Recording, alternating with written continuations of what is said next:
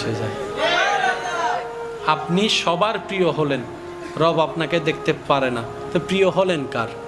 কেউ আপনাকে দেখতে পারে না, কিন্তু রব বলে যে জিব্রাইল ওই এটা আমার বান্দা, আমি ভালোবাসি। মওলা সোয়াব তো নাই, জান্নাতে যাইতে গেলে তো সোয়াবের দরকার আছে, কিন্তু আমার তো হায়াত অর্ধেক শেষ, বেশি দিন আর বাঁচবো না। কারণ আগের মানুষ 70, 80, 90 বছর বাঁচত, এখন 40, 45, 50, 60-এর মধ্যে সবাই চলে যাচ্ছে।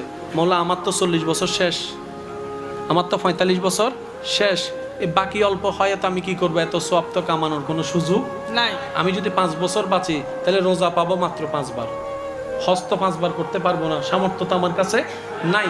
ও মওলা, কত কাজের কারণে তো নামাজ ছুটে যাচ্ছে, ইচ্ছাই অনিচ্ছাই। মওলা আমি এতগুলো সোয়াব কিভাবে কামাবো? রব বলে যে মালিক আমি আসি তো। সুবহানাল্লাহ। আর তুই তো অন্য নবীর উম্মত না, তুই তো আমার নবী রহমাতুল লিল